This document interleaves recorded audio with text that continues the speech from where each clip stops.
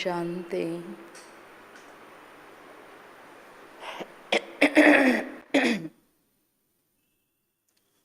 ಓಂ ಶಾಂತಿ.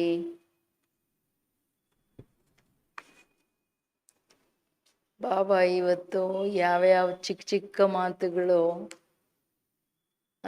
Highest ಆ ಗುರಿಯನ್ನು ಮುಟ್ಲಿಕ್ಕೆ ತೊಂದರೆ ಮಾಡುತ್ತೆ ಅಂತ, ವಿಘ್ನಗಳಾಗುತ್ತೆ.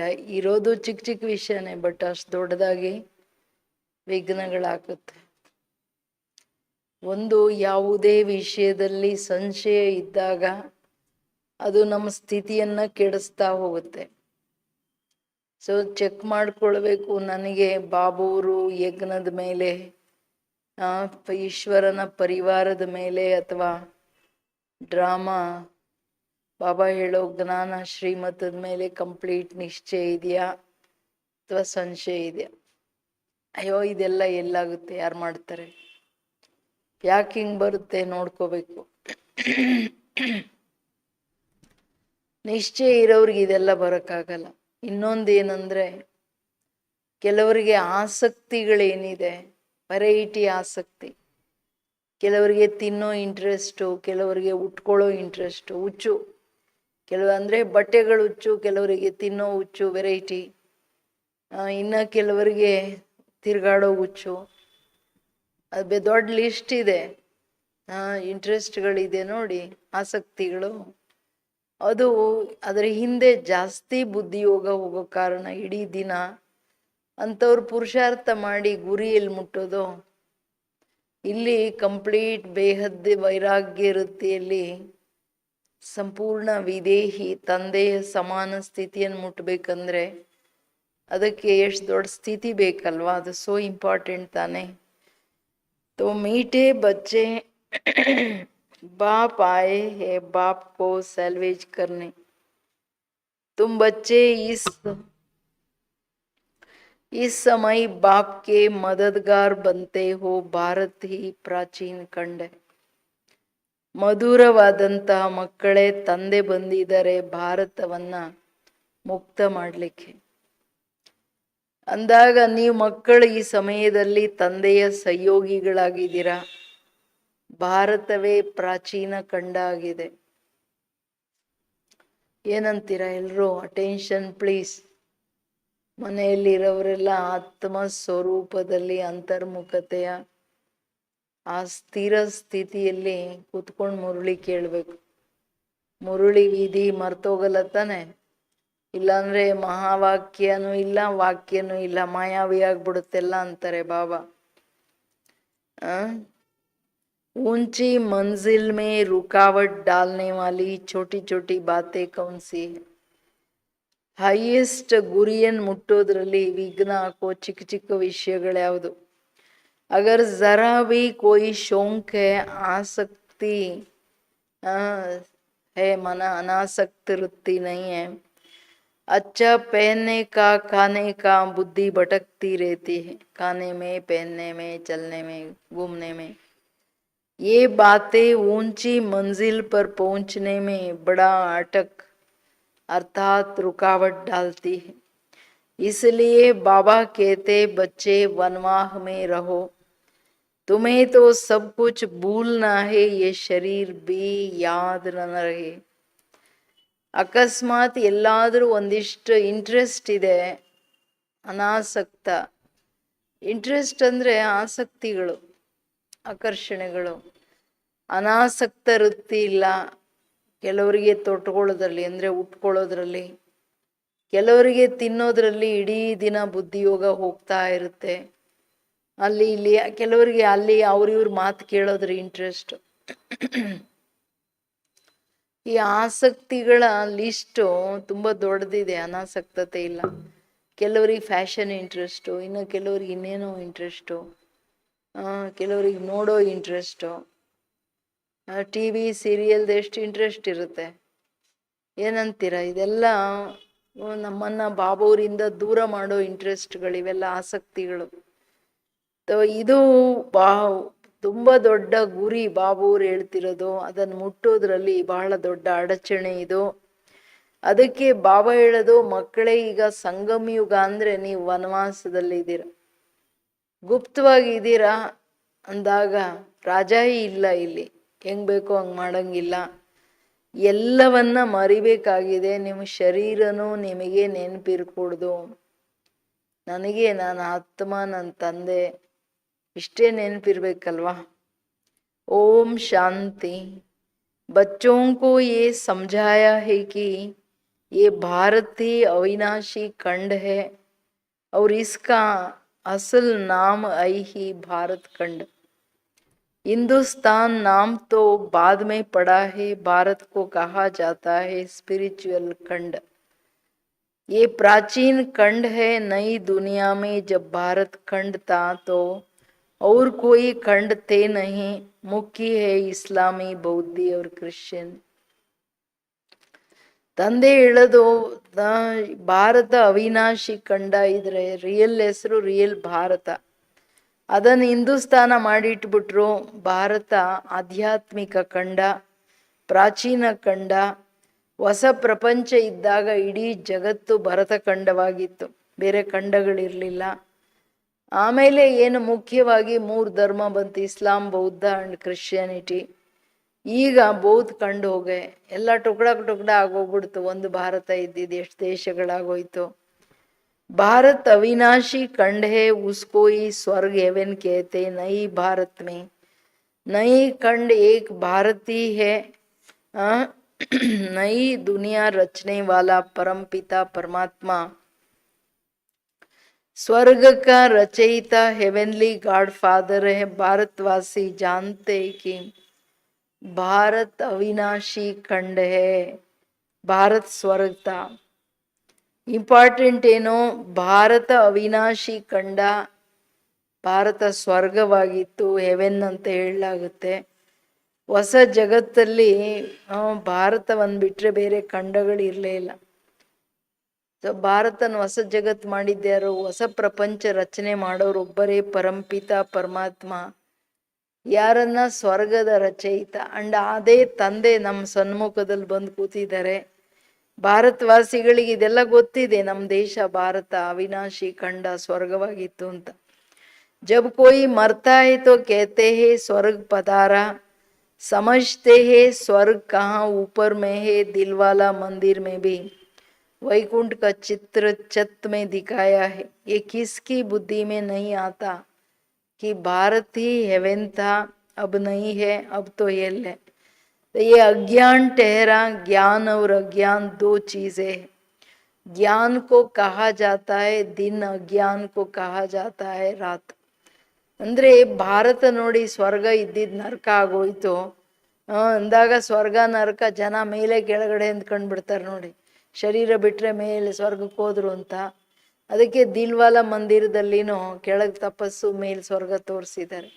ಆ್ಯಕ್ಚುಲಿ ಮೇಲಿಲ್ಲ, ಇದೇ ಭರತ ಖಂಡ ಸ್ವರ್ಗ ನರಕ ಆಗುತ್ತೆ. ಅರ್ಥಾತ್ ಜ್ಞಾನ ಅಜ್ಞಾನದ ವಿಷಯ, ಸ್ವರ್ಗ ಇದ್ದಾಗ ಜ್ಞಾನದ ಪ್ರಾರಬ್ಧ. ಈಗ ನರಕ ಯಾಕಾಯ್ತು? ಎಲ್ಲ ಅಜ್ಞಾನ, ಘೋರ ಅಂಧಕಾರದಲ್ಲಿ ಇದ್ದಾರೆ ಅಂತ ತಾನೆ ಬಾಬಾ ಹೇಳ್ತಿರೋದು. ತೋ घोर सोजरा, घोर अंधियारा कहा जाता। सोजरा माना रईस, अंधियारा माना फॉल। मनुष्य सूर्य का फॉल देखने के लिए सनसेट पर जाते, तो वो है हद की बात। इसके लिए कहा जाता ब्रह्मा का दिन और ब्रह्मा का रात. ಅಂದ್ರೆ ಘೋರ ಬೆಳಕು ಅಥವಾ ಘೋರ ಕತ್ಲೆ ಅಂದ್ರೆ ಜ್ಞಾನ ಅಜ್ಞಾನ. ಜ್ಞಾನ ಇದ್ದಾಗ ರೈಸ್ ಉತ್ಥಾನದ ಮಾತು, ಫಾಲ್ ಅಜ್ಞಾನದಲ್ಲಿ ಬೀಳ್ತಾ ಹೋಗುತ್ತೆ. ಮನುಷ್ಯರು ಈಗ ನೋಡಿ ಸನ್ಸೆಟ್ಗೆ ಹೋಗ್ತಾರೆ, ಸೂರ್ಯ ಕೆಳಗಡೆ ಎಲ್ಲೂ ಬಿದ್ದೋಗಲ್ಲ. ಇಲ್ಲಿ ಹಸ್ತ ಆಗ್ತಾನೆ ಅಂದ್ರೆ ಇನ್ನೊಂದು ಕಡೆ ಉದಯ ಆಗ್ತಾನೆ ಅಂದಾಗ ಹಸ್ತದ ಮಾತಲ್ಲ. ಅಜ್ಞಾನ ಯಾವಾಗ ಬಂತು, ಜಗತ್ತು ಬಿಲ್ಕುಲ್ ಕೆಳಗಡೆ ಬೀಳೋದ್ರಲ್ಲಿ ಬಂದ್ಬಿಡುತ್ತೆ. ಇದು ಯಾರಿಗೂ ಅರ್ಥ ಆಗಲ್ಲ. ಅದಕ್ಕೆ ಹೇಳ್ತಿದ್ದಾರೆ ಬಾಬೂರು, ಬ್ರಹ್ಮನ ದಿನ ರಾತ್ರಿ ಅಂತ ಹೇಳಲಾಗುತ್ತೆ. अब ब्रह्मा तो है प्रजापिता, तो जरूर प्रजा का पिता है ना। ज्ञान अंजन सतगुरु दिया, अज्ञान अंधेरा विनाश, ये बातें दुनिया में कोई भी नहीं जानते. ಅಜ್ಞಾನ ಅಂಧಕಾರ ವಿನಾಶ ಆಯ್ತು ಯಾವಾಗ ಸದ್ಗುರು ದಲಾಲಿಯಾಗಿ ಬಂದ್ರು, ಸದ್ಗುರು ಜ್ಞಾನ ಅಂಜನ ಕೊಟ್ರು ಅಂತ. यह है नई दुनिया के लिए नई नॉलेज, हेवन के लिए हेवनली गॉड फादर की नॉलेज चाहिए. गाते भी है ना, फादर इज नॉलेजफुल. तो टीचर हो गया, फादर को कहा ही जाता है पतित पावन. और कोई को पतित पावन नहीं कह सकते, कृष्ण को भी नहीं कह सकते. ಪತಿತ ಪಾವನ ಅಂತ ಇನ್ನ ಕೃಷ್ಣನಿಗೆ ಹೇಳಲ್ಲ ಅಂದ್ರೆ ಇನ್ನ ಅಂದ್ರೆ ದೇವತೆಗಳಿಗೆ ಹೇಳಲ್ಲ ಅಂದ್ರೆ ಮನುಷ್ಯರಿಗೆ ಹೆಂಗೆ ಹೇಳಕ್ಕಾಗತ್ತೆ? ಸೊ ಅದಕ್ಕೆ ಹೇಳ್ತಿದ್ದಾರೆ ಬಾಬವರು, ಇದೆಲ್ಲ ಮನುಷ್ಯರಿಗೆ ಗೊತ್ತಿಲ್ಲ. ಈಗ ಪರಮಾತ್ಮ ಬಂದು ಹೊಸ ಜಗತ್ತಿಗೋಸ್ಕರ ಹೊಸ ಜ್ಞಾನ ಕೊಡ್ತಿದ್ದಾರೆ. ಇದನ್ನು ಯಾರೂ ಹೇಳೋಕ್ ಸಾಧ್ಯನೇ ಇಲ್ಲ. Father is knowledgeful, god father knowledgeful. ಏಕೆಂದ್ರೆ ಅವರು ತಂದೆನೂ ಹೌದು ಅಂದ್ರೆ ಟೀಚರು ಆದರೂ ಓದಿಸ್ತಿದ್ದಾರೆ. ಹೊಸ ಜಗತ್ತಿಗೋಸ್ಕರ ತಾನೇ ಓದಿಸೋದು. ಬರೀ ಓದಿಸೋದಂದ್ರೆ ಪಾವನನು ಮಾಡ್ಬೇಕಾಗತ್ತೆ, ಅದಕ್ಕೆ ಯೋಗನು ಕಲಿಸ್ಕೊಡ್ತಾರೆ. फादर तो सबका एक ही है, श्री कृष्ण तो सबका फादर है ही नहीं. वो तो जब बड़ा हो शादी करे तब तो 2 बच्चे का बाप बनेगा. राधे कृष्ण को प्रिंस प्रिंसेस कहा जाता है. सभी कभी स्वयंवर भी हुआ होगा. शादी के बाद ही माँ बाप बन सकते, उनको कभी कोई वर्ल्ड गॉड फादर कह नहीं सकते. वर्ल्ड गॉड फादर सिर्फ एक ही निराकार बाप को कहा जाता है. Great great grand father Shiv Baba को नहीं कह सकते. ग्रेट ग्रेट ग्रैंड फादर है Prajapita Brahma. Great great grand father Shiv Baba को नहीं कह सकते. ग्रेट ग्रेट ग्रैंड फादर है प्रजापिता ब्रह्मा. ಶಿವ ಬಾಬನಿಗೆ ಗ್ರೇಟ್ ಗ್ರೇಟ್ ಗ್ರ್ಯಾಂಡ್ ಫಾದರ್ ಅನ್ನಲ್ಲ, ಬ್ರಹ್ಮ ಬಾಬನಿಗೇನೆ ಗ್ರೇಟ್ ಗ್ರೇಟ್ ಗ್ರ್ಯಾಂಡ್ ಫಾದರ್ ಅನ್ನೋದು. ಸೊ ಅದಕ್ಕೆ ಹೇಳ್ತಿದ್ದಾರೆ ಬಾಬವರು, ಅಂದ್ರೆ ಒಂದು ಮನುಷ್ಯರಿಗೆ ಕೃಷ್ಣ ಸೊ ಬ್ರಹ್ಮ ಗೊತ್ತಿಲ್ಲ, ಅಥವಾ ರಾಧೆ ಕೃಷ್ಣ ಪ್ರಿನ್ಸ್ ಪ್ರಿನ್ಸಸ್ ಅಂತಂದ್ರೆ ಅವ್ರು ಯಾರಿಗೂ ತಂದೆ ಆಗೋಲ್ಲ. ಜಗತ್ತಿನ ಎಲ್ಲರ ಪರಂಪಿತ ಒಬ್ಬರೇ ಪರಮಾತ್ಮ. ಕೃಷ್ಣ ಸ್ವಯಂವರದ ನಂತರ ಅವ್ರ ಮಕ್ಕಳು ಇಬ್ರು ಯಾರಿದ್ದಾರೆ ಅವ್ರಿಗೆ ತಂದೆ ತಾಯಿ ಆಗ್ಬೋದು, ಅದು ಲಕ್ಷ್ಮೀನಾರಾಯಣನ ಆದ್ಮೇಲೆ. ಸೊ ಇದೆಲ್ಲ ಸೀಕ್ರೆಟ್ಸ್ ಏನಿದೆ, ನಿರಾಕಾರನ ಬಗ್ಗೆನೂ ಗೊತ್ತಿಲ್ಲ, ಪ್ರಜಾಪಿತ ಬ್ರಹ್ಮನಿಗೂ ಗೊತ್ತಿಲ್ಲ. ಆಕ್ಚುಲಿ ಬ್ರಹ್ಮ ಸೊ ವಿಷ್ಣು ಕೃಷ್ಣನೇ ಇರ್ಬೋದು, ಆದ್ರೆ ಬ್ರಹ್ಮನ ಪಾರ್ಟು ಎಷ್ಟು ದೊಡ್ಡದು, ಪ್ರಜಾಪಿತ ಅಂತ ಹೇಳಲಾಗುತ್ತೆ. ಕೃಷ್ಣನಿಗೆ ಹಂಗೆ ಹೇಳಲ್ಲಲ್ಲ, ಪ್ರಜಾಪಿತ ಅಂತ ಹೇಳ್ಬಿಟ್ಟು, ಅಲ್ಲಿ ಪ್ರಶ್ನೆನೇ ಇಲ್ಲಲ್ಲ. तो उनसे बिरादरी निकलती है, वो इनकॉर्पोरियल गॉड फादर निराकार आत्माओं का बाप है. निराकारी आत्माएं जब यहाँ शरीर में है तब भक्ति मार्ग में पुकारती है, ये सब तुम नई बातें सुनते हो. ಇಂಪಾರ್ಟೆಂಟು ಬಾಬಾ ಹೇಳೋದು, ಪ್ರಜಾಪಿತ ಬ್ರಹ್ಮನಿಂದ ವಂಶಾವಳಿಗಳು ಶುರುವಾಗುತ್ತಲ್ಲ, ಈಗೆಲ್ಲದಕ್ಕೆ ಫೌಂಡೇಶನ್ ಬೀಳ್ತಿದೆ. ಸೊ ವಿಷ್ಣು ವಂಶಿ, ಆಮೇಲೆ ನಾವೆಲ್ಲ ದೇವತೆಗಳು ಕೆಳಗೆ ಬಂದರೆ ಎಲ್ಲ ಧರ್ಮಪಿತರಿಗೆ ಯಾರು ಆದಿ ಎಲ್ಲ ದೇವತೆಗಳಲ್ವಾ. ಅಂದರೆ ದೇವತೆಗಳು ಆ ಟೈಮಲ್ಲಿ ದ್ವಾಪರದಲ್ಲೆಲ್ಲ ಮನುಷ್ಯರಾಗಿರ್ತಾರೆ ಬಿಡ್ರಿ. ಬಾಬಾ ಹೇಳೋದು, ಒಬ್ಬ ನಿರಾಕಾರ ಪರಮಾತ್ಮನೇ ಸರ್ವ ಆತ್ಮಗಳ ಪಿತನಾಗಿದ್ದಾರೆ. ನಿರಾಕಾರಿ ಆತ್ಮಗಳು ಯಾವಾಗ ಶರೀರದಲ್ಲಿ ಬರ್ತಾರೆ, ಭಕ್ತಿ ಮಾರ್ಗದಲ್ಲಿ ಅವರೇ ಕೂಗೋದು ಕಿರ್ಚೋದು, ಬಾಬಾ ಬಂದ್ಬಿಡು. ಇದೆಲ್ಲ ಹೊಸ ಹೊಸ ಮಾತುಗಳನ್ನು ನೀವು ಕೇಳ್ತಾ ಇದ್ದೀರಾ. ಯಥಾರ್ಥ ರೀತಿಯಾಗಿ ಇದೆಲ್ಲ ಶಾಸ್ತ್ರಗಳಲ್ಲಿ ಇಲ್ಲ. ಯಾವಾಗ ಯಾವಾಗ ಏನಾಯ್ತು ಇತಿಹಾಸ, ಮನುಷ್ಯ ಸೃಷ್ಟಿಯ ಇತಿಹಾಸ, ಯಾವುದರಲ್ಲಿ ಆತ್ಮಗಳು ಶರೀರಗಳನ್ನು ತಗೊಂಡು ಪಾರ್ಟ್ ಮಾಡ್ತಕ್ಕಂಥ ಇತಿಹಾಸ ಏನು ಜಗತ್ತಲ್ಲಿ ಯಾರಿಗೂ ಗೊತ್ತಿಲ್ಲ. ಬಾಪ್ ಕೇತೆ ಮೇ ಸನ್ಮುಖ್ ಬೈಟ್ ತುಮ್ ಬಚ್ಚೋಂಕೋ ಸಮझाता हूँ. ನಾನೀಗ ಸನ್ಮುಖದಲ್ಲಿ ಕುಳಿತು ಇದೆಲ್ಲ ಕೂತ್ಕೊಂಡು ಬಾಬಾ ಹಿಸ್ಟ್ರಿ ಹೇಳ್ತಾ ಇದ್ದಾರೆ ಯಥಾರ್ಥವಾಗಿ. ಫಿರ್ ಯೇ ಜ್ಞಾನ್ ಸಾರಾ ಗುಮ್ ಹೋ ಜಾತಾ ಹೈ. ನೋಡ್ರಿ, ಒಂದೇ ಚಿಕ್ಕ ಯುಗದಲ್ಲಿ ಮಾತ್ರ ಈ ಜ್ಞಾನ, ಆಮೇಲೆ ಇದು ಪ್ರಯೋಲೋಪ ಆಗ್ಬಿಡುತ್ತೆ. ಬಾಬಾ ಬಂದು ಇಷ್ಟೆಲ್ಲ ಮಾಡಿದ್ರು ಅನ್ನೋದು ಮರ್ತೋಗ್ಬಿಡ್ತೀವಿ ನೋಡಿ, ಎಂತ ವಿಚಿತ್ರ ಇದು. फिर जब बाप आए तब आकर यथार्थ ज्ञान सुनाए, बाप को ही सन्मुख समझा कर, हाँ, बाप बच्चों को ही सन्मुख समझा कर वर्षा देते, फिर बाद में शास्त्र बनते हैं। यथार्थ तो बन न सके क्योंकि सच की दुनिया ही खत्म हो, झूठ खंड हो जाता है। तो झूठी चीज ही होंगी क्योंकि उतरती कला ही होती है, सच से तो चढ़ती कला होती। भक्ति ही रात अंधियारे में टोकरे खानी पड़ती है, माथा टेकते रहते ऐसा घोर अंधियारा है। ಯಾವಾಗ ತಂದೆ ಬಂದು ಸಾಕಾರ ಸೃಷ್ಟಿಯಲ್ಲಿ ಬರ್ತಾರೆ ಅವಾಗಲೇ ಕೂತು ಯಥಾರ್ಥ ಜ್ಞಾನ ಕೊಡೋದು. ನೀವು ಮಕ್ಕಳಿಗೆ ಸನ್ಮುಖದಲ್ಲಿ ಬಂದು ಜ್ಞಾನ ತಿಳಿಸಿ ಆಸ್ತಿ ಕೊಡ್ತೀನಿ ನೋಡ್ರಿ, ನಾವೆಷ್ಟು ಭಾಗ್ಯಶಾಲಿಗಳು. ಆಮೇಲೆ ಈ ಶಾಸ್ತ್ರಗಳಾಗುತ್ತೆ. ಬಾಬಾ ಹೇಳಿದ್ದು ಎಲ್ಲೋ ಇಷ್ಟು ಇಟ್ಟಿದ್ರೆ ಇಷ್ಟು ಉಪ್ಪಿದ್ದಂಗೆ, ಯಥಾರ್ಥವಾಗಂತೂ ಯಾರು ಹೇಳಕ್ಕಾಗಲ್ಲ.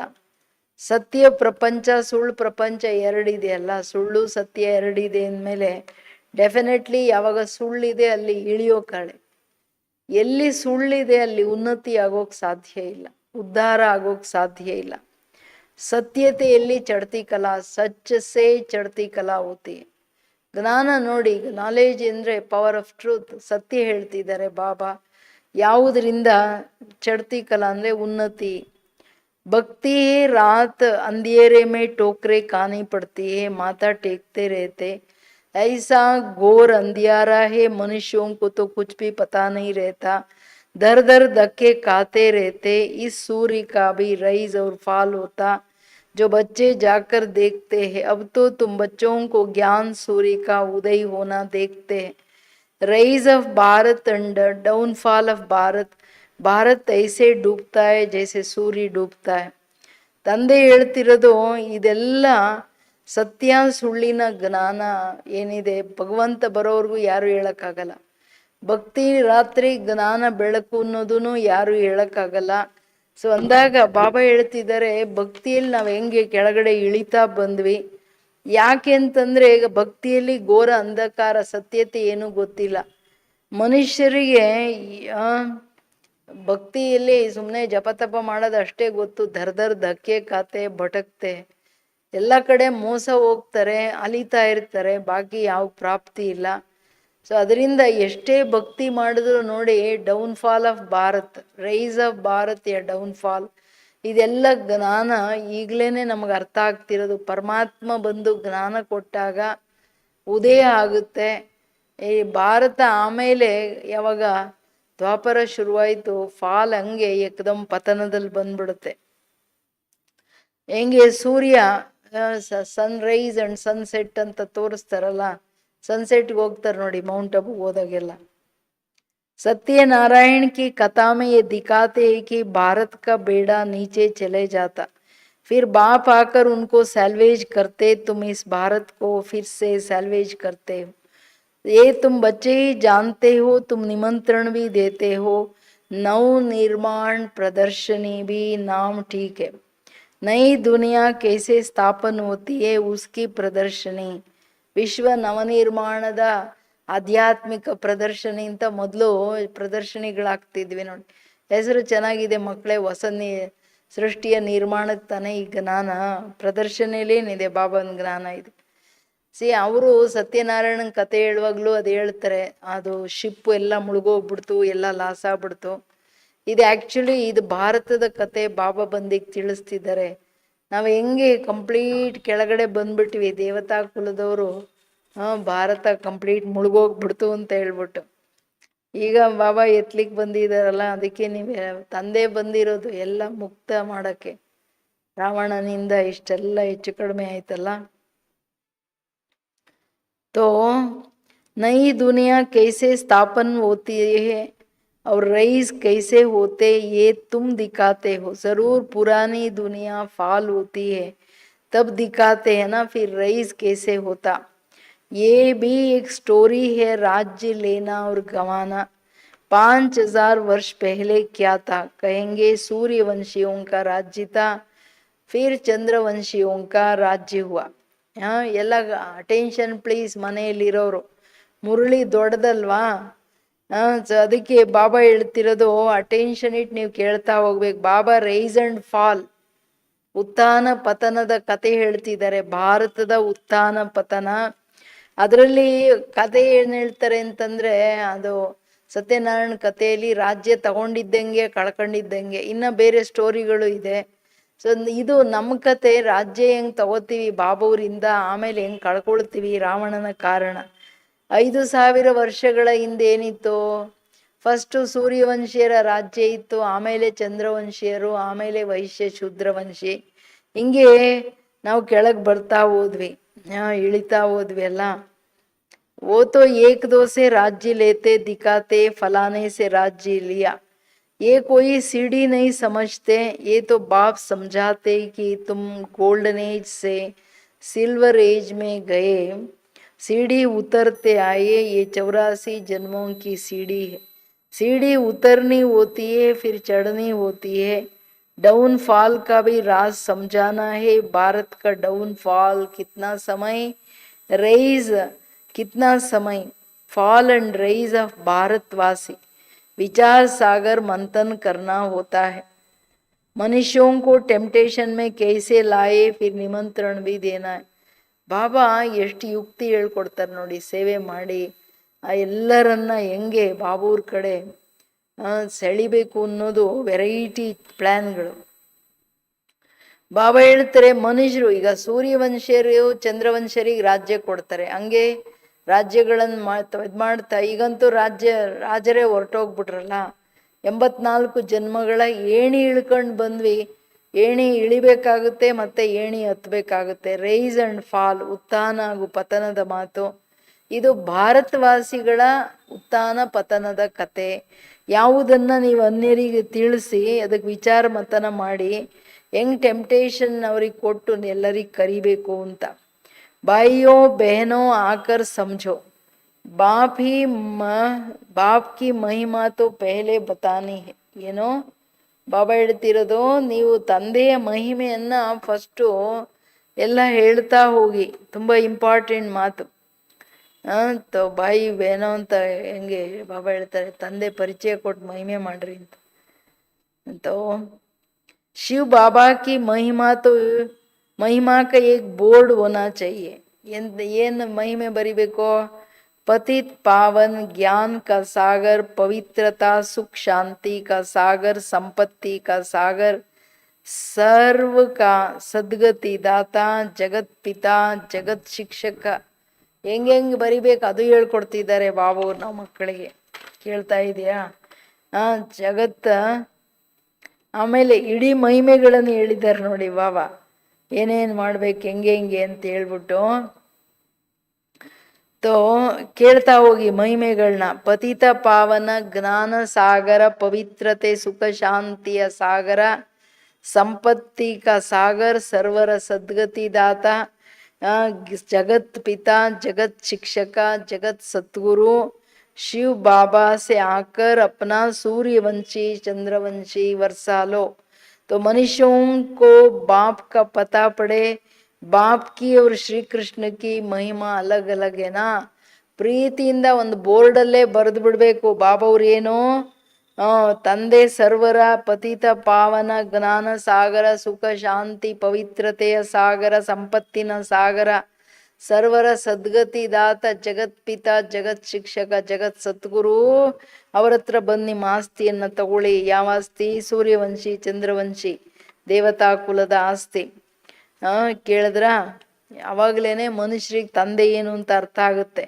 ಬಾಪ್ ಕಿ और श्री कृष्ण की महिमा अलग अलग है, ये तुम बच्चों की बुद्धि में बैठा हुआ है. ಕೇಳಿದ್ರ सर्विसबल बच्चे जो है वो सारा दिन दौड़ा दौड़ी करते रहते, अपनी लौकिक सर्विस होते हैं, बीच छुट्टी ले सर्विस में लग जाते. ಯಾರಿಗೆ ಸರ್ವಿಸ್ ಇಂಟ್ರೆಸ್ಟ್ ಇದೆ ಅವ್ರೇನ್ ಮಾಡ್ತಾರೆ? ಭಲೆ ಲೌಕಿಕ್ ಜಾಬ್ ಇದ್ರೂ ರಜಾ ಹಾಕ್ಬಿಟ್ಟಾದ್ರೂ ಸರ್ವಿಸ್ ಮಾಡಿ ಪ್ರಜೆಗಳು ಮಾಡ್ಕೋಬೇಕು. ಇಡೀ ದಿನ ಓಡ್ತಾ ಇರ್ತಾರೆ, ಸರ್ವಿಸ್ ಪ್ರತಿ ಅಂತಾರೆ ಬಾಬಾ. यही ईश्वरीय गवर्नमेंट काश बच्चियां अगर ऐसी सर्विस में लग जाए तो बहुत नाम निकाल सकती है। सर्विसेबल बच्चों की पालना तो अच्छी रीति होती ही रहती है, क्योंकि शिव बाबा का भंडारा भरपूर है। जिस भंडारे से खाए वो भंडारा भरपूर, कालकंटक दूर है। शिव बाबन भंडाರ ಭರ್ಪೂರ್ ಅಂದ್ರೆ ಕಾಲಕಂಟಕ ದೂರ. ಭಂಡಾರ ಬಾಬಾ ಹೇಳ್ತಾರೆ, ಯಾವ ಭಂಡಾರದಲ್ಲಿ ಊಟ ಮಾಡ್ತೀವಿ ಆ ಭಂಡಾರ ಸದಾ ಭರ್ಪೂರ್. ಮಕ್ಕಳು ಸೇವೆ ಮಾಡ್ತಾ ಹೋಗ್ತಾರಲ್ಲ, ಸರ್ವಿಸಬಲ್ ಮಕ್ಕಳ ಪಾಲನೆ ಬಾಬೂರ್ ಮಾಡ್ತಾ ಹೋಗ್ತಾರೆ. ಅದರಲ್ಲಿ ಬಾಬಾ ಹೇಳೋದು ಕಾಸ್ ಬಚ್ಚಿಯ ಸರ್ವೀಸ್ ಮೇ, ಅಂದ್ರೆ ಕುಮಾರಿಯರೆಲ್ಲ ಸರ್ವೀಸಲ್ಲಿ ತತ್ಪರರಾಗ್ಬಿಟ್ರೆ ಎಷ್ಟೊಂದು ಬೇಹದ್ ಸರ್ವೀಸ್ ಆಗುತ್ತೆ. ಯೋಚನೆ ಮಾಡಬೇಕಾಗಿಲ್ಲ, ಹೆಂಗೆ ನಡೀತಪ್ಪ ಆಮೇಲೆ ಏನು ಮಾಡೋದಪ್ಪ ಅಂತ. ಬಾಬಾ ಎಲ್ಲ ನಿಮ್ಮ ಪಾಲನೆ ಮಾಡ್ತಾರೆ. ತುಮೋ ಶಿವವಂಶಿ वो रचता है ये रचना है, बाबुल नाम बहुत मीठा है, शिव साजन भी तो है ना. शिव बाबा की महिमा ही अलग है, निराकार अक्षर लिखने से समझते कि उनका कोई आकार नहीं है. ನೀವೆಲ್ಲರೂ ಶಿವವಂಶೀಯರು, ರಚತಾ ರಚನೆ ಜ್ಞಾನ. ಬಾಬುಲ್ ಅಂತಂದ್ರೆ ತಂದೆಗೆ ತುಂಬ ಪ್ರೀತಿಯಿಂದ ಹೇಳೋದು. ಬಾಬಾ ಬಾಬುಲ್ ಅಂತಂದ್ರೆ ತುಂಬ ಸ್ವೀಟ್ ಆಗಿದೆ. ಶಿವ ಸಾಜನ್ ಅಂತನೂ ಹೇಳಲಾಗುತ್ತೆ, ಪ್ರಿಯತಮ ಅಂತ. ಶಿವಬಾಬನ ಮಹಿಮೆನೇ ಸಪರೇಟ್ ಅಲ್ಲ, ಪರಮಾತ್ಮನ ಮಹಿಮೆ ದೇವತೆಗಳಾಗ್ಲಿ ಮನುಷ್ಯರಿಗಾಗ್ಲಿ ಅದು ಹೋಲಿಕೆನೇ ಇಲ್ಲ. ನಿರಾಕಾರ ಅಕ್ಷರವನ್ನು ಬರೆದಾಗ ಅದು ನ್ಯಾಚುರಲಿ ಶಿವನ ಕಡೆನೆ ಬುದ್ಧಿಯೋಗ ಹೋಗೋದು. ಯಾಕೆಂದ್ರೆ ಅವ್ರಿಗೆ ಯಾವುದು ದೇಹದ ಆಕಾರ ಇಲ್ಲ ನೋಡ್ರಿ. ಬಿಲವೆಡ್ ಮೋಸ್ಟ್ ಶಿವ್ ಬಾಬಾ ಹೇ, ಪರಂ ಪ್ರಿಯ ತೋ ಲಿಖನಾ ಹಿ ಹೇ. ಅತಿ ಮೋಸ್ಟ್ ಬಿಲವೆಡ್ ಬಾಬಾ ಪರಂ ಪ್ರಿಯ, ಜಗತ್ತಿಗೆ ಪರಮ ಪ್ರಿಯ ತಂದೆ ಅಂತ ಬರಿಬೇಕು. ಈ ಸಮಯ ಲಡಾಯಿ ಕಾ ಮೈದಾನ್ ಉನ್ಕಾ ಭಿ ಹೇ ತೋ ತುಮಾರಾ ಭಿ ಹೇ.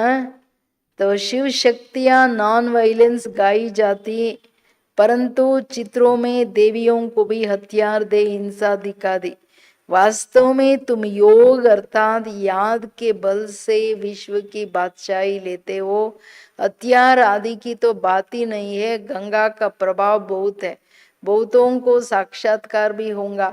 ಬಾಬಾ ಹೇಳೋದು ಅಂದರೆ ಆ್ಯಕ್ಚುಲಿ ನಮಗೇನು ಜ್ಞಾನ ಕೊಟ್ಟ ನಂತರ ಬಾಬಾ ಯುದ್ಧ ಮಾಯೆ ಜೊತೆ ಯುದ್ಧ ಮಾಡಿದ್ದನ್ನ ಅವ್ರೇನು ಮಾಡಿಬಿಟ್ರು, ಕೌರವರು ಪಾಂಡವರು ಒಂದು ಕಡೆ ತೋರಿಸ್ಬಿಟ್ರು, ಇನ್ನೊಂದು ಕಡೆ ಶಿವಶಕ್ತಿಯರು ಅಸ್ತ್ರಶಸ್ತ್ರ ಇಟ್ಕೊಂಡು ಎಲ್ಲ ಈ ಹಸುರರ ಜೊತೆ ಯುದ್ಧ ಮಾಡಿದ್ರು ಅಂತ. ಬಾಬಾ ಹೇಳ್ತಾರೆ ಅದು ಪ್ರಶ್ನೆನೇ ಇಲ್ಲ. ನೀವು ಯೋಗ ಬಲ ಅರ್ಥಾತ್ ನೆನಪಿನ ಬಲದಿಂದ ವಿಶ್ವದ ಬಾದ್ಶಾಹಿ ತಗೋತೀರಾ, ಅಸ್ತ್ರಶಸ್ತ್ರಗಳ ಮಾತಿಲ್ಲ. ಗಂಗಾ ನದಿ ಏನಿದೆ ಅದನ್ನ ದೇವಿ ಗಂಗೆ ಅಂತ ತೋರಿಸ್ಬಿಟ್ಟು ಬಹಳ ಜನಗಳಿಗೆ ಯಾರ್ಯಾರಿಗೆ ಹೆಂಗ್ ಶ್ರದ್ಧೆ ಇದೆ ಹಂಗ್ ಸಾಕ್ಷಾತ್ಕಾರ ಆಗುತ್ತೆ. ಭಕ್ತಿ ಮಾರ್ಗ ಮೇ ಸಮಜ್ತೆ ಗಂಗಾ ಜಲ್ ಮಿಲೆ ತಬ್ ಉದ್ಧಾರ. ಮನೇಲಿ ತಂದು ಇಟ್ಕೊಳ್ತಾರೆ, ಇಷ್ಟಿಷ್ಟು ಒಂದೊಂದು ಡ್ರಾಪ್ ಹಾಕ್ತಾರೆ ಯಾರು ಶರೀರ ಬಿಡೋರಿದ್ರೆ. इसलिए गुप्त गंगा कहते रहते कहते बाण मारा तो गंगा निकली. ಅರ್ಜುನ ಬಾಣ ಹೊಡೆತವಣ ಗಂಗೆ ಬಂತು ಅಂತ ಹೇಳ್ತಾರಲ್ಲ, ಏನೇನೆಲ್ಲ ಕತೆಗಳು ಬರೆದು ಬಿಟ್ಟಿದ್ದಾರೆ. ಗೌಮುಖ್ से भी गंगा दिखाते, तुम पूछेंगे तो कहेंगे कि गुप्त गंगा निकल रही है. त्रिवेणी पर भी सरस्वती को गुप्त दिखाया है. मनुष्यों ने तो बहुत बातें बना दिए हैं, यहाँ तो एक ही बात है, सिर्फ अलफ बस. अल्लाह आकर बहिष्ठ स्थापन करते, ಖುದಾ ಎವಿನ್ ಸ್ಥಾಪನ್ ಕರ್ತೆ. ಅಂದರೆ ಗಂಗಾ ಬಗ್ಗೆ ಇರಲಿ ಅಥವಾ ಗೋಮುಖದಿಂದ ಗಂಗಾ ಬಂತು, ಗುಪ್ತವಾಗಿ ಎಲ್ಲೋ ಗಂಗೆ ಉದ್ಭವ ಆಗ್ತಿದೆ ಅಂತಾರೆ. ತ್ರಿವೇಣಿ ಬಾಬಾ ಬಸ್ ಅಲಫ್ ಈಶ್ವರ ಅವ್ರು ಬಂದು ಬಹಿಷ್ಠ ಸ್ವರ್ಗ ಸ್ಥಾಪನೆ ಮಾಡ್ತಾರೆ, ತನ್ನ ಮಕ್ಕಳಿಗೋಸ್ಕರ ಆಸ್ತಿಯನ್ನು ಕೊಡ್ತಾರೆ. ಈಶ್ವರ ಸ್ವರ್ಗ ಸ್ಥಾಪನೆ ಮಾಡೋದು ಮನುಷ್ಯರಿಗಂತೂ ಅರ್ಥ ಆಗಲ್ಲ ಅದೇನು ಅಂತ. वास्तव में ईश्वर तो एक है, ये तो अपनी अपनी भाषा में भिन्न भिन्न नाम रख दिए हैं, परंतु ये समझते हैं कि अल्लाह से ज़रूर स्वर्ग की बादशाही मिली होंगी. यहाँ तो बाप कहते हैं मन मना भव. ಪರಮಾತ್ಮ ಒಬ್ಬರೇ ಅಲ್ವಾ ಈಶ್ವರ, ಆದರೆ ಅವರವ್ರ ಭಾಷೆಯಲ್ಲಿ ಅನೇಕ ಹೆಸರುಗಳು ಬರ್ಕೊಂಡ್ಬಿಟ್ರು. ಆದರೆ ಬಾಬಾ ಹೇಳೋದು ಪರಮಾತ್ಮನಿಂದ ಸ್ವರ್ಗದ ಆಸ್ತಿ ಸಿಗುತ್ತೆ, ಬಟ್ ಆಸ್ತಿ ತಗೊಳಕ್ ಒಂದೇ ಮಂತ್ರ, ಮನ್ಮನ ಭವ, ಮನಸ್ಸನ್ನ ನನ್ನಲ್ಲಿಡಿ. बाप को याद करने से स्वर्ग का वर्षा जरूर याद आएगा. ತಂದೆ ಅಂದ್ರೆ ಆಸ್ತಿ ಅಲ್ಲ, ನೆನಪು ಬಂದೇ ಬರುತ್ತೆ ಆಸ್ತಿದು. रचता की रचना ही स्वर्ग, ऐसे थोड़े ही कहेंगे कि राम ने नरक रचा. भारतवासियों को ये भी पता नहीं है कि निराकार रचता कौन है. तुम जानते हो नरक की रचता रावण है, जिसको जलाते हैं. रावण राज्य में भक्ति मार्ग का सैंपलिंग कितना बड़ा है. रावण का रूप भी कितना बड़ा भयंकर दिखाते हैं.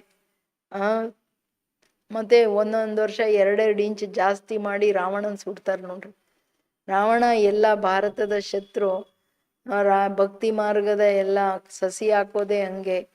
ತೀರಾ ನರಕದ ರಚಯಿತ ರಾವಣ, ಸ್ವರ್ಗದ ರಚಯಿತ ಬಾಬಾ. ರಾಮ ನರಕ ಮಾಡಿದ್ರಂತೆ ಯಾರಾದ್ರೂ ಹೇಳ್ತಾರೇನು?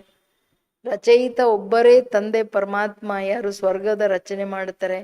ಇದು ಭಾರತವಾಸಿಗಳಿಗೆ ಗೊತ್ತಿಲ್ಲ. ಇದೇ ಶೋಚನೀಯ ಮಾತು. ನಮ್ಮದೇ ಭಾರತದಲ್ಲಿ ಬಂದು ಶಿವ ಬಾಬಾ ಸ್ವರ್ಗ ರಚನೆ ಮಾಡಿದ್ರೆ ಭಾರತವಾಸಿಗಳೇ ಮರೆತು ಬಿಟ್ವಿ.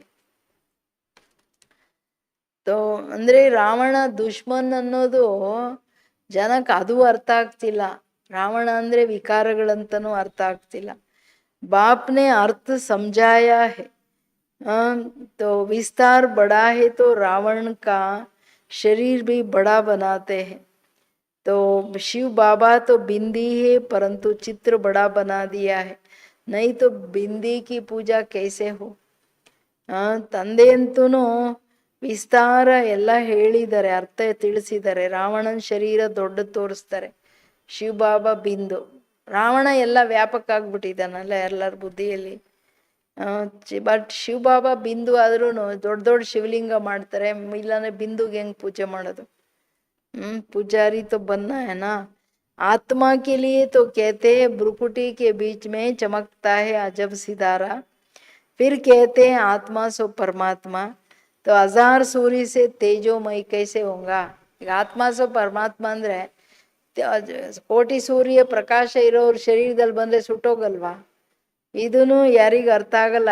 ಒಂದ್ ಕಡೆ ಭ್ರುಕುಟಿಯ ಮಧ್ಯದಲ್ಲಿ ಒಳಿತಿದೆ ನಕ್ಷತ್ರ ಅಂತಾರೆ, ಅಂದ್ರೆ ಅದು ಅತಿ ಸೂಕ್ಷ್ಮ ಅಂತ ಆಯ್ತು. ಅಲ್ಲಿ ನೋಡಿದ್ರೆ ಇನ್ನೊಂದ್ ತರ ಹೇಳ್ತಾರೆ. ಆತ್ಮ ಎಷ್ಟು ಕನ್ಫ್ಯೂಸ್ ಮಾಡಿದ್ದಾರೆ. ಆತ್ಮ ಕಾ ವರ್ಣನ್ ತೋ ಕರ್ತೆ ಲೇಕಿನ್ ಸಮಜ್ತೆ ಹಿ ನಹೀ. ಗೀತೆಯಲ್ಲಿದೆ ಆತ್ಮ ಅವಿನಾಶಿ ಅನಾದಿ, ಅದನ್ನ ಕಟ್ ಮಾಡಕ್ಕಾಗಲ್ಲ, ಬೆಂಕಿಯಲ್ಲಿ ಎಲ್ಲ ಹೇಳ್ತಾರೆ. ಬಟ್ ಏನ್ರಿ ಅದು ಯಾರಿಗೂ ಗೊತ್ತಾಗಲ್ಲ. ಇದು ಇಂಪಾರ್ಟೆಂಟ್ ಮಾತು. अगर परमात्मा हजारों सूर्य से तेजोमय हो तो हर एक में प्रवेश कैसे करे. कितनी अयथार्थ बातें हैं जो सुनकर क्या बन पड़े हैं. कहते हैं आत्मा सो परमात्मा, तो बाप का रूप भी ऐसा ही होगा ना. तो परंतु पूजा के लिए बड़ा बनाया है. पत्थर के कितने बड़े बड़े चित्र बनाते हैं. जैसे गुफा में बड़े बड़े पांडव दिखाए हैं, जानते कुछ भी नहीं है. ಆತ್ಮ ಸೊ ಪರಮಾತ್ಮ ಅಂತ ಹೇಳ್ತಾರೆ ಅಂದ್ರೆ ಏನ್ ಹೇಳೋದು? ಎಷ್ಟೇ ಯಥಾರ್ಥ ಮಾತು. ಬಾಬಾ ಹೇಳೋದು ಸರಿ, ನಾನು ಸಾಧಾರಣ ವೃದ್ಧ ಮಾನವನಲ್ಲಿ ಬರ್ತೀನಿ ಅಂತ ಗೀತೆಯಲ್ಲಿದೆ. ಕೋಟಿ ಸೂರ್ಯ ಪ್ರಕಾಶ ಇರೋರು ಯಾರಾದ್ರೂ ಪ್ರವೇಶ ಮಾಡಕ್ಕಾಗತ್ತಾ? ಇಲ್ಲ ಅಲ್ವಾ? ಸೊ ಇದು ಮನುಷ್ಯರಿಗೆ ಯಾರೂ ಹೇಳೋರೇ ಇಲ್ಲ, ಎಲ್ಲ ಯಥಾರ್ಥ ಮಾತುಗಳೇ. ಇದೆಲ್ಲ ಕೇಳಿ ಕೇಳಿ ಮನುಷ್ಯರು ಏನಾಗ್ಬಿಟ್ಟಿದ್ದಾರೆ ನೋಡಿ ಅಂತಾರೆ ಬಾಬವರು. ಕಲ್ಲಿಂದೂ ದೊಡ್ಡ ದೊಡ್ಡ ಶಿವಲಿಂಗಗಳು ಮಾಡ್ತಾರೆ. ಅಥವಾ ಯಾರು ಭಕ್ತರು ಅವ್ರವ್ರ ಚಿತ್ರ ದೊಡ್ಡ ದೊಡ್ಡದಾಗಿ ಮಾಡ್ಬಿಡ್ತಾರೆ. 100 ಅಡಿ 108 ಅಡಿ ಹಂಗೆ. ಜೈಸೆ ಗುಫಾ ಮೇ ಬಡೆ ಬಡೆ ಪಾಂಡವ್ ದಿಕ್ಕಾಯೆ ಜಾನ್ತೆ ಕುಚ್ ಬಿ ನೈ. ಪಾಂಡವ್ರದೂ 5 ಜನದು ದೊಡ್ಡ ದೊಡ್ಡ ಚಿತ್ರಗಳನ್ನ ಗುಹೆಯಲ್ಲಿ ಮಾಡಿದ್ರು, ಅದು ಅರ್ಥ ಆಗಲ್ಲ. ಯಹೇ ಪಢಾಯಿ ದಂಧಾ ಅವ್ರ ಪಢಾಯಿ ಅಲಗ್ ಅಲಗ್ ಹೇ. बाबा पढ़ाते भी है और धंधा भी सिखाते हैं. बोर्ड में भी पहले बाप की महिमा होना चाहिए, बाप की फुल महिमा लिखने. ಇಂಪಾರ್ಟೆಂಟ್ ಮೂಲ ಮಾತೇನು? ಬಾಬನ್ ಪರಿಚಯ ಕೊಡೋದು. ಬೋರ್ಡಲ್ಲಿ ಬಾಬೋರ್ ಮಹಿಮೆಗಳು ಬರೀ ಜನಕ್ಕೆ ಅರ್ಥ ಆಗ್ಬೇಕು ಮಕ್ಕಳೇ. ಅವ್ರು ಓದ್ಕೊಂಡ ತಕ್ಷಣ ತಿಳ್ಕೊಂಬಿಡ್ಬೇಕು ಇದು ಭಗವಂತ ನಿರಾಕಾರ ಅಂತ. ಅದು ಏನು, बाप की फुल महिमा लिखनी है। ये बातें तुम बच्चों की भी बुद्धि में नंबरवार पुरुषार्थ अनुसार आती है, इसलिए महारथी घोड़े सवार कहा जाता, हथियार आदि की कोई बात नहीं।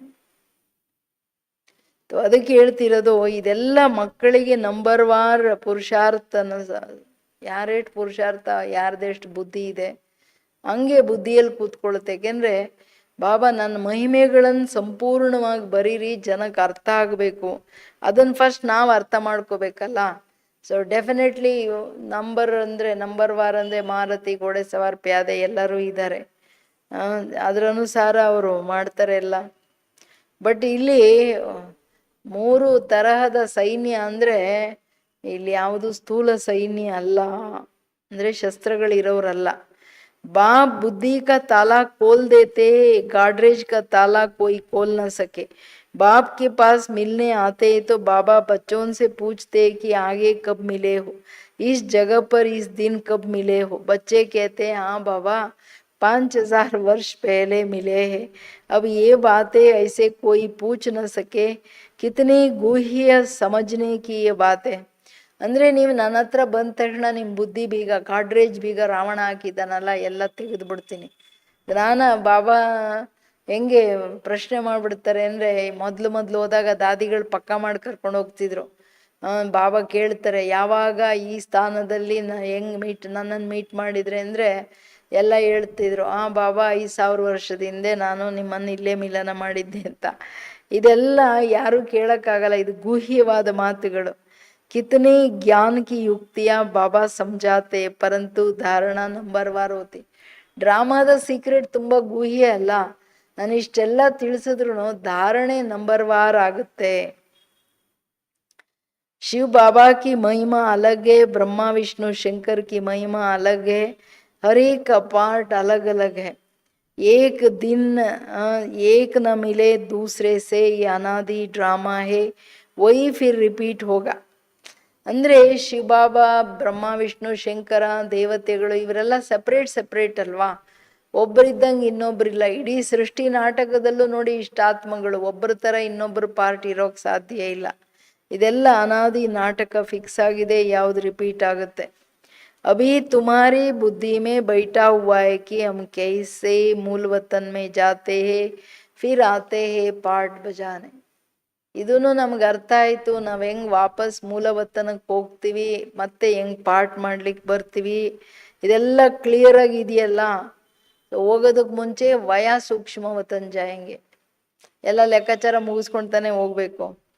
आने समय सूक्ष्म वतन नहीं, सूक्ष्म वतन का साक्षात्कार कभी किसी को होता नहीं. सूक्ष्म वतन का साक्षात्कार करने के लिए कोई तपस्या नहीं करते, क्योंकि उनको कोई जानते ही नहीं है. सूक्ष्म वतन का कोई भगत थोड़े ही होगा. सूक्ष्म वतन अभी रचते हैं, वया सूक्ष्म वतन जाए फिर नई दुनिया में आएंगे. सूक्ष्म वतन ಈಗ ಹೋಗುವಾಗ ಅಷ್ಟೇ ಇದೆ, ಬರುವಾಗ ಸೂಕ್ಷ್ಮವತನ ಇಲ್ಲ. ಯಾಕೆ ಸೂಕ್ಷ್ಮವತನವನ್ನ ಈಗ ರಚನೆ ಮಾಡ್ತಾರೆ ಬಾಬಾ? ಯಾಕೆಂದ್ರೆ ಎಲ್ಲ ಸೆಟ್ಲ್ಮೆಂಟ್, ಎಲ್ಲರ ಲೆಕ್ಕಾಚಾರಗಳು ಸೆಟ್ಲಾಗಿ ಹೋಗ್ಬೇಕಲ್ಲ ಮನೆಗೆ.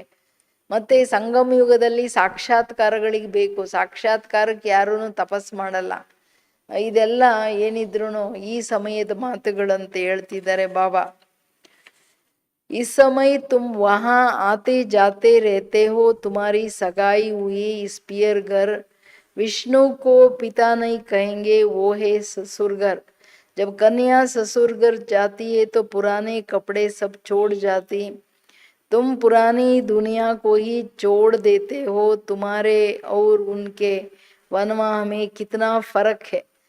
तुमको भी बहुत अनासक्त रहना चाहिए, ದೇಹ ಅಭಿಮಾನ್ ತೋಡನಾ ಹೇ. ಈಗ ನೀವು ವನವಾಸದಲ್ಲಿದ್ದೀರಾ, ದೇಹಾಭಿಮಾನ ಕಂಪ್ಲೀಟ್ ಕಿತ್ತಾಕ್ಬೇಕಂತಾರೆ ಬಾಬಾ. ಹಳೆಯ ಪ್ರಪಂಚ ಬಿಟ್ಟು ಹೊರಟು ಬಿಡಬೇಕಾಗಿದೆ ಮಕ್ಕಳೇ. ऊंची साड़ी पहनेंगे तो झट देहाभिमान आ जाएगा, मैं आत्मा हूँ ये भूल जाएगा. इस समय तुम वही वनवाह में, वनवाह और वानप्रस्थ एक ही. ವನವಾಸದಲ್ಲಿ ಇದ್ದೀರಾ ಅಂದರೆ ಒಳ್ಳೊಳ್ಳೆ ಕಾಸ್ಟ್ಲಿ ಬಟ್ಟೆಗಳು ಹಾಕೊಂಡ್ರೆ ಗಡಿ ದೇಹಾಭಿಮಾನ ಬರ್ತಿರುತ್ತೆ. ನೀವು ಸಾಧಾರಣ ಸಿಂಪಲ್ ಆಗಿರ್ಬೇಕು ಮಕ್ಕಳೇ ಅಂತ ಹೇಳ್ತಿದ್ದಾರೆ ಬಾಬಾ. ಯಾಕಂದ್ರೆ ಇಡೀ ಜಗತ್ತೇ ಬಿಟ್ಟು ಹೋಗೋರು ನೀವೀಗ ದೇಹಾಭಿಮಾನದಲ್ಲಿ ಬರಂಗಿಲ್ಲ. ಇಲ್ಲಾಂದ್ರೆ ನಾನು ಆತ್ಮ ಅನ್ನೋದು ಮರ್ತೋಗ್ಬಿಡುತ್ತೆ. ಅದಕ್ಕೆ ಹೇಳ್ತಿದ್ದಾರೆ, ಶರೀರಿ छोड़ना है तो साड़ी नहीं छोड़ेंगे क्या, हल्की साड़ी मिलती है तो दिल ही छोटी हो जाती है, इसमें तो खुशी होना चाहिए, अच्छा हुआ जो हल्का वस्त्र मिला, अच्छी चीज को तो संभालना पड़ता है, ये पहनने खाने की छोटी छोटी बातें भी ऊंची मंजिल पर पहुंचने में अटक डालती है, मंजिल बहुत बड़ी है। कथा में भी सुनाते हैं ना कि पति को कहा लाठी भी छोड़ दो, बाप कहते पुराना कपड़ा पुरानी दुनिया सब कला सोनी है, इसलिए इस सारी दुनिया से बुद्धियोग तोड़ना है, इसको बेहद का सन्यास कहा जाता है। ತುಂಬ ಇಂಪಾರ್ಟೆಂಟ್ ಅಲ್ಲ. ಈ ಮಕ್ಕಳು ಹಳೇದೆಲ್ಲ ಬಿಟ್ಟು ಚಿಕ್ಕ ಚಿಕ್ಕದೆಲ್ಲ ನೀವು ಉಟ್ಕೊಳ್ಳೋದು, ತೊಟ್ಕೊಳ್ಳೋದು, ತಿನ್ನೋದು, ಇದೆಲ್ಲ ಆಸಕ್ತಿಗಳು ಬಿಡ್ರಿ. ಹಳೆ ಪ್ರಪಂಚನೇ ಬಿಟ್ಟು ಹೋಗುವಾಗ ಇನ್ನು ಹಳೆ ಸೀರೆಗಳು ಅಂದರೆ ಬಟ್ಟೆಗಳು ಇದನ್ನೆಲ್ಲ ಬಿಟ್ಟು ಹೋಗೋಕ್ಕಾಗಲ್ವಾ ನೀವು? ಒಳ್ಳೊಳ್ಳೆ ವಸ್ತ್ರಗಳಿಂದ ಏನಕ್ಕೆ ಅಂದರೆ ಅವಾಗೆಲ್ಲ ಬಾಬಾ ಕೋರ ಕಪಡ ಕೊಡ್ತಿದ್ರಲ್ಲ, ಇವರೆಲ್ಲ ಮಲ್ಟಿ ಮಿಲಿಯನರ್ಸ್ ಬಂದ್ರಲ್ಲ, ಕೆಲವರು, ಎಲ್ಲರೂ ಅಲ್ಲ, ಅಂಥದ್ದೆಲ್ಲ ಬಟ್ಟೆ ಕೊಟ್ಟರೆ ಮುಖ ಚಿಕ್ಕದು ಮಾಡೋದು. ನಾವೆಲ್ಲ ಬಂದಾಗ್ಲೂ ದಾದಿ ಕೋರ ಸ್ಯಾರಿಗಳು ಕೊಡ್ತಿದ್ರು, ಕೋರ ಕಪಡ ದಪ್ಪನೆದೆ, ಆಮೇಲೆ ಮುಖ ನೋಡ್ತಿದ್ರು ನಾವೇನು ಮಾಡ್ತೀವಿ ಅಂತ. ಹಂಗೆ ನಿಮಗಿನ್ನೂ ಖುಷಿ ಆಗಬೇಕು, ಒಳ್ಳೇದಾಯಿತು, ಕಾಸ್ಟ್ಲಿ ಬಟ್ಟೆ ಆದರೆ ಗಮನ ಆ ಕಡೆ ಹೋಗುತ್ತೆ, ಸಂಭಾಲನೆ ಮಾಡೋದು ಏನಕ್ಕೆ ಅಂತ. ಈಗ ಬಿಡಿ ಎಲ್ಲ ಟೈಮ್ ಚೇಂಜ್ ಆಯಿತು, ಅದು ಬೇರೆ ವಿಷಯ. ಆದರೆ ನಮಗೆ ಇರಬೇಕು, ಆಸಕ್ತಿಗಳು ಇರಬಾರ್ದು ಅಂತ. ಲೌಕಿಕದಲ್ಲಿ ಹೇಳ್ತಾರೆ ನೋಡಿ, ಸನ್ಯಾಸ ಮಾಡೋಕ್ಕೆ ಮನೆ ಮಠ ಬಿಟ್ಟು ಹೋಗುವಾಗ ಅವನು ಅದು ಕಮಂಡಲ ಕಡ್ಡಿ ಹಿಡ್ಕೊಂಡ್ರೆ ಅದನ್ನ ಯಾಕೆ ತಗೊಂಡೋಗ್ತೀಯ, ಎಲ್ಲ ಬಿಟ್ಟು ಹೋಗ್ತಿದ್ಯಲ್ಲ, ಅದನ್ನು ಇಲ್ಲಿ ಹಾಕಿ ಹೋಗು ಅಂತಂದ್ರಂತೆ. ಹಂಗೆ ಬಾಬಾ ಹೇಳೋದು ಎಲ್ಲ ಬುದ್ಧಿಯಿಂದ ತೆಗೀರಿ ಅಂತ. तो पुरानी दुनिया सब कला सोनी है, इसलिए इस सारी दुनिया से बुद्धि योग तोड़ना है, इसको बेहद का सन्यास कहा जाता।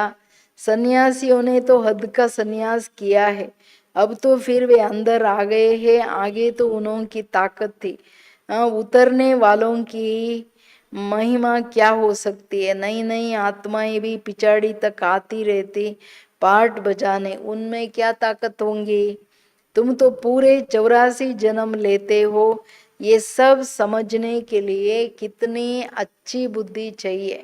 ಇಂಪಾರ್ಟೆಂಟ್. ಒಳ್ಳೊಳ್ಳೆ ಜ್ಞಾನದ ಮಾತುಗಳು ಹೇಳ್ತಿದಾರಲ್ಲ, सर्विसबल बच्चे सर्विस में उछलते रहेंगे, ज्ञान सागर के बच्चे ऐसा भाषण करे जैसे बाबा उछलता है, इसमें फंक नहीं होना है.